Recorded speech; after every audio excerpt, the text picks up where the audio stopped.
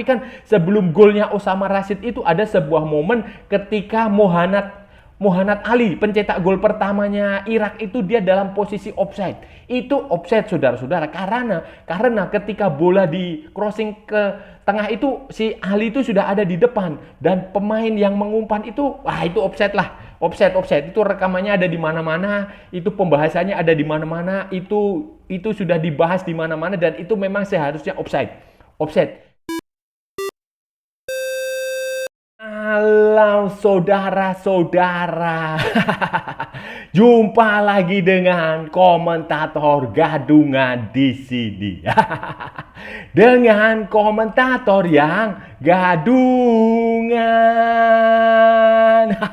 Seperti biasa saudara-saudara, seperti biasa kalau kita sudah bertemu pasti akan ada yang kita bicarakan, kita perbincangkan, kita cakap, kita ulas, kita analisis, kita bacotin tentang sepak bola di seputaran Asia Tenggara, di negara-negara tetangga, negara-negara jiran, negara-negara serumpun, Indonesia, Malaysia, Thailand, Vietnam, Laos, Myanmar, Brunei Darussalam, Timor Leste, Kamboja, Singapura, Filipina, Wakanda, Konoha, dan sekitarnya. Semua akan kita bicarakan secara fair, secara jujur, secara adil, tanpa muatan provokasi, kebencian maupun politik, berdasarkan fakta dan bukan klaim. Baik yang sudah lama maupun yang terkini. Bebas saudara-saudara, bebas. Yang penting sopan. Dan untuk edisi kali ini saudara-saudara, kita akan bicara, kita akan membahas, menganalisis, mengulas hasil pertandingan tim nasional Indonesia melawan Irak. Pertandingan pertama kualifikasi Piala Asia 2023 di grup D. Pertandingan yang berjalan menurut saya lumayan lah saudara-saudara. Lumayan dibandingkan dengan pertandingan pertama waktu di Basra maupun dibandingkan dengan pertandingan uji coba melawan Libya maupun Iran. Ini akan seperti apa saudara-saudara? Ini akan kita bahas, akan kita ulas, akan kita analisis, akan kita bacotin di edisi kali ini saudara-saudara. Jadi begini saudara-saudara, Indonesia ini mengawali pertandingan pertama, pengawali Piala Asia 2023 itu dengan permainan yang menurut saya lumayan lah saudara-saudara. Walaupun rekor dari Indonesia yang tidak pernah kalah pada pertandingan pembukaan Piala Asia itu akhirnya pecah saudara-saudara. Tetapi secara umum itu menurut saya bagus, bisa dibilang bagus, kita harus apresiasi, harus kita berikan pujian.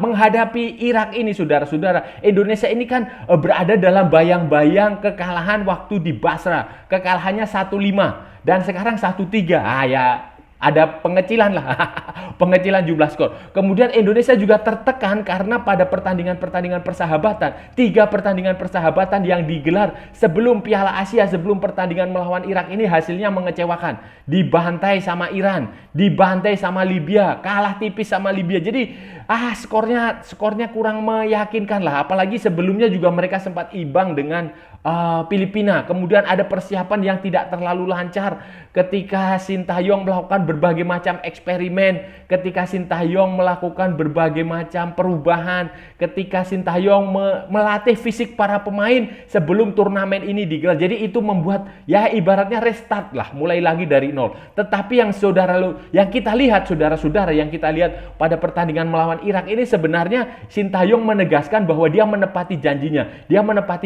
untuk membuat Indonesia tampil beda di Piala Asia, untuk membuat Indonesia tampil lebih berani, tampil lebih disiplin, tampil lebih lebih kompetitif lah. Walaupun kita juga harus mengakui bahwa belum 100% karena masih ada beberapa kesalahan, masih ada kekurangan yang ternyata itu mampu dimanfaatkan oleh pemain-pemain Irak untuk menjadi gol dan itu membuat Indonesia kalah saudara-saudara.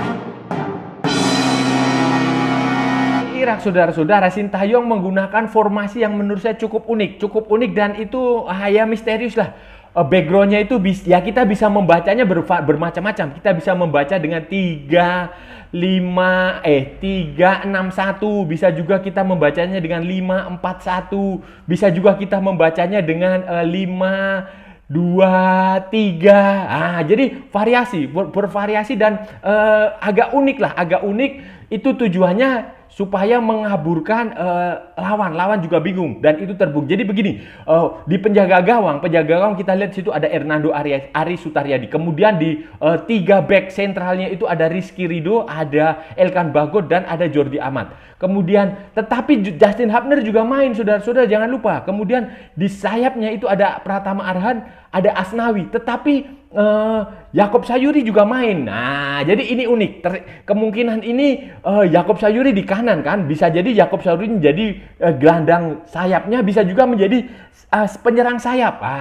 Sementara Ivar Jenner itu berada di tengah bersama dengan Justin Hubner. Justin Hubner menjadi gelandang bertahan, defensive midfielder sebagai gelandang pelindung Ivar Jenner. Sementara Marcelino Ferdinand ini bisa saja dia main di sayap kiri, bisa juga dia second striker, bisa juga dia penyerang. Jadi ini skema yang menurut saya cukup unik, cukup menarik, dan itu terbukti membuat Irak kerepotan, saudara-saudara. Irak kerepotan walaupun dia sempat mendapatkan gol di menit ke-17 kalau nggak salah. Menit ke-17 itu dia mendapatkan sempat gol. Tapi secara umum dia sangat kesulitan membaca skema Indonesia. Dan para pemain Indonesia itu pada awalnya, saudara-saudara, pada menit-menit awal itu bermain cukup bagus. Bahkan sempat ada peluang itu yang kena tiang gawang.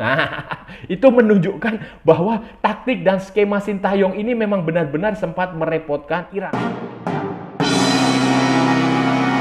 Marcelino Ferdinand mencetak gol penyama kedudukan, sudah di menit ke-30 berapa ya? 37 atau 36 atau 34 saya lupa. Itu juga membuktikan bahwa taktik dan strategi Sintayong itu berjalan dengan bagus. Jadi di sektor kanan itu tampaknya Yakob Sayuri yang diperintahkan untuk lebih agresif. Sementara Asnawi Mangkualam Bahar itu lebih banyak defensif. Jadi agak ke belakang untuk melindungi Yakob Sayuri ketika maju. Dan itu terbukti, saudara-saudara. Manuver Yakob Sayuri, pergerakan Yakob Sayuri di kanan sayap Indonesia, di sektor kiri pertahanan Irak itu membuat para pemain Irak kerepotan dan kemudian dia mempassing, memberikan bola kepada Marcelino Ferdinand yang berada di bebas tidak terkawal dan mencetak gol. Sayang, saudara-saudara, sayang seribu sayang, kontroversi VAR, video asisten referee terjadi untuk gol kedua Vietnam.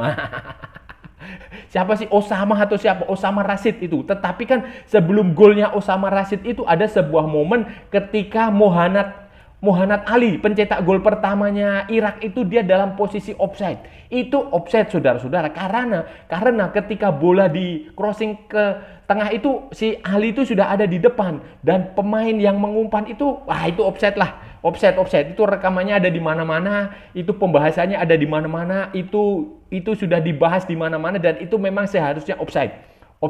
Kalau itu golnya tidak dinyatakan offside, mungkin hasilnya akan berbeda, saudara. Tapi itu seharusnya offside. Saya nggak tahu ya. Padahal AFC ini sudah menggunakan teknologi canggih yang disebut sebagai semi-automatic offside. Alat khusus canggih yang artificial intelligence yang sama digunakan di Piala Eropa, yang sama digunakan di Piala Dunia 2022, yang sama digunakan di Liga Champions. Bukan hanya sekedar video asisten referee, tetapi alat offset semi otomatis. Bahasa Indonesianya seperti itu. Automatic offset apa gitu, mesin atau apalah itu. Ya makanya itu cukup disayangkan karena gol kedua itu dan itu terjadi di menit-menit akhir di injury time babak pertama ketika mau jeda. Padahal wasit sudah meninjau VAR, tetapi kan nggak tahu kenapa itu justru golnya disahkan, saudara. Kan kalau itu golnya tidak sah, saudara-saudara, kedudukan akan 1-1 memasuki babak kedua. Artinya apa? Artinya kondisinya bisa saja berpihak kepada Indonesia. Karena kalau saudara-saudara perhatikan, sebenarnya pemain-pemain Irak itu juga gugup, juga nervous, juga bingung untuk membongkar pertahanan Indonesia. Dan ketika Indonesia mendapatkan angin surga, ketika Indonesia mendapatkan angin segar, itu pemain Irak itu terlihat sangat defensif. Mereka berusaha mengambil bola dari pemain Indonesia itu tidak bisa. Tetapi karena itu tadi memasuki babak kedua itu skornya sudah Irak unggul 2-1 berubah taktik dan strateginya Sintayong juga berubah. Saya yakin kalau tadinya itu memasuki babak kedua dengan skor 1-1, saya yakin sekali Sintayong akan memasukkan pemain bertahan lebih banyak.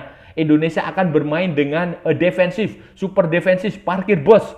Itu kemungkinan seperti itu. Tetapi karena kan kondisinya ketika memasuki babak kedua itu dengan defisit 1 gol, Indonesia tertinggal 1 gol, otomatis mau tidak mau Witan Sulaiman dimasukkan.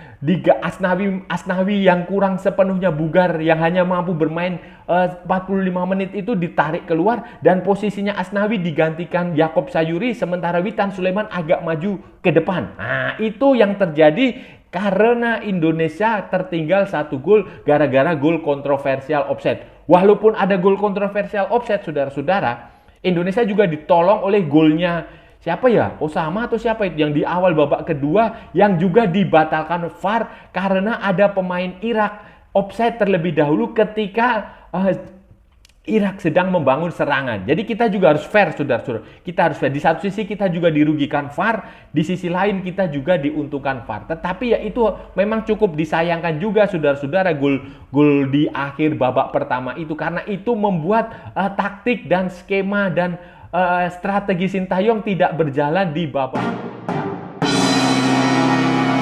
Dengan kekalahan ini, saudara-saudara, dengan kekalahan ini artinya Indonesia harus memenangkan pertandingan melawan Vietnam.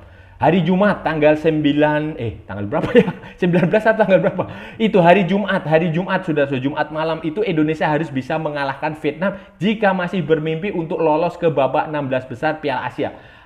Dengan 3 poin kita masih punya potensi lolos. Kalau itu nanti akan tergantung dari peringkat 3 di grup lain. Tetapi dengan 3 poin itu kemungkinan lolos masih ada, saudara-saudara. Walaupun sebenarnya idealnya 4 poin. Kalau 4 poin itu sudah pasti lolos dan akan bisa jadi menjadi runner up juga bisa. Tetapi kalau 3 poin itu nanti akan bergantung pada hasil pertandingan. Tetapi mau tidak mau Indonesia harus bisa mengalahkan Vietnam di pertandingan kedua supaya bisa mendapatkan 3 poin. Karena kalau melawan Jepang, saudara-saudara, nggak mungkin, impossible. Walaupun impossible is nothing, tapi mengalahkan Jepang itu sangat mustahil.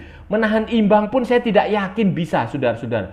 Ya, pada pertandingan pertama, kalau saudara-saudara perhatikan, Jepang itu memang kesulitan menghadapi Vietnam. Tetapi harus diingat juga, Jepang waktu melawan Vietnam itu menampilkan bukan tim utama, tim cadangannya. Kipernya aja adalah pemain kipernya itu, penjaga gawangnya Jepang itu kalau nggak salah itu yang pemain keturunan Nigeria atau apa itu. Itu. Jadi bukan pemain utama yang ditampilkan, saudara-saudara. Jadi wajar kalau Vietnam mampu merepotkan Jepang. Jadi Indonesia harus menang, saudara-saudara, harus menang. Harus belajar, saya rasa sih Sintayong dan tim pelatih Indonesia sudah mempelajari cara bermain Vietnam.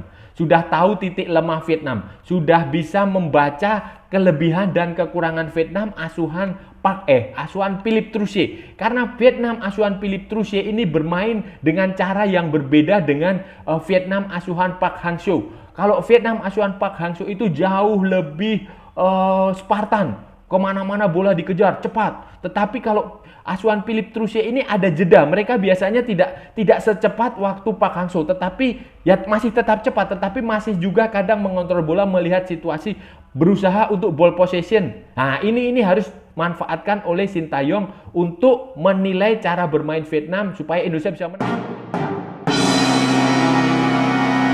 Vietnam, saudara-saudara, saya menduga sih Sintayong akan melakukan perubahan lagi, baik perubahan skema maupun perubahan taktik bermain. Karena itu harus berubah kalau menggunakan taktik dan strategi yang sama, formasi yang sama melawan Irak dengan melawan Vietnam. Vietnam pasti sudah melihat pertandingan Indonesia melawan Irak dan mereka pasti akan melakukan analisis.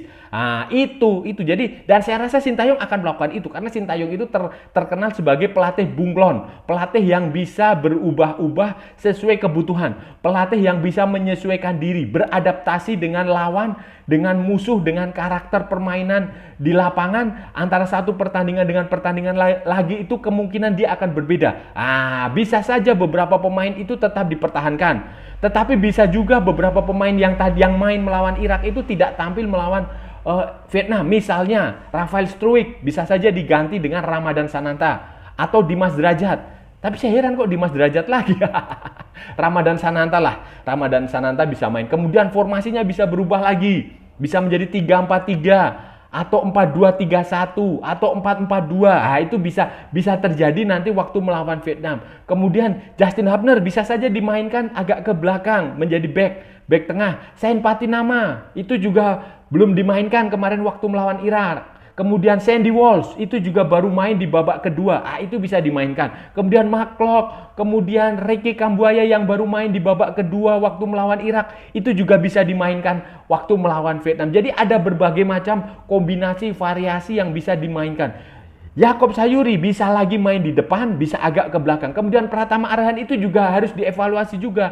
Karena perannya menurut saya sejak punya istri, sejak menikah itu kayaknya tidak terlalu maksimal. Sejak menjadi selebgram, sejak menjadi bintang di dunia maya, di sosial media itu tampaknya kualitasnya agak menurun. Mungkin saja Sen Patinama bisa dimainkan di situ. Melihat cara bermain Indonesia yang waktu melawan Irak ya, ada kemungkinan Indonesia bisa mengalahkan Vietnam.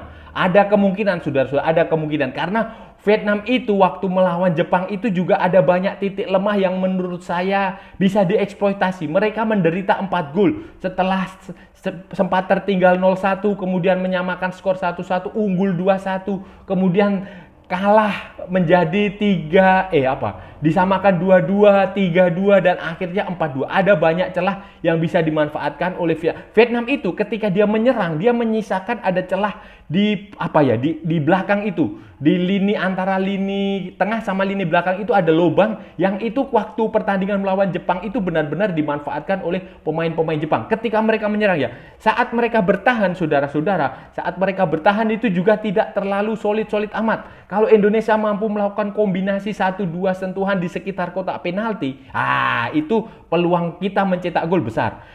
Yang harus diwaspadai dari Vietnam adalah skenario bola mati. Sepak pojok mereka bahaya. Kemudian umpan-umpan lambung mereka itu juga bahaya. Kemudian tusukannya itu juga cukup bahaya. Kalau fullback Indonesia terlalu maju, fullback atau wingback, nanti tergantung skemanya. Kalau skema 4 ya fullback, kalau skema 3 ya wingback. Itu tergantung apakah dia bisa disiplin saat menyerang maupun bertahan. Itu akan menjadi perangnya akan di situ, saudara-saudara. Perangnya di situ. Bisa saja kalau siapa yang main, entah Sen Patinama, entah Pratama Arhan di kiri atau Asnawi atau Yaakob Sayuri di kanan, itu perangnya nanti akan di situ. Di tengah itu kalau Ivar Jenner bisa melakukan trupas yang bagus, bisa mengendalikan bola, bisa melakukan umpan-umpan cerdik, Indonesia bisa saja mendapatkan beberapa peluang, beberapa umpan matang untuk mencetak gol. Dan saya sangat optimistis, saudara-saudara. Saya sangat yakin Indonesia akan mampu mengalahkan Vietcong. Saudara-saudara, itu tadi pembahasan kita hari ini, saudara-saudara. Kita sudah bicara panjang lebar dari A sampai Z. Dari barat sampai ke timur, dari utara sampai selatan, dari Sabang sampai Merauke, dari Pulau Rote sampai Pulau Miangas. Kita sudah bicarakan tentang kekalahan Indonesia 1-3 dari Iran. Walaupun kalah, kita harus memberikan apresiasi, memberikan pujian, mengangkat topi, memberikan tepuk tangan. Karena Indonesia bermain jauh lebih bagus dari pertandingan waktu melawan Irak pada kualifikasi Piala Dunia 2026 di Basra pada bulan November. Indonesia juga bermain lumayan jauh lebih bagus daripada saat pertandingan melawan Libya maupun saat melawan Iran di pertandingan persahabatan, pertandingan uji coba sebelum Piala Asia.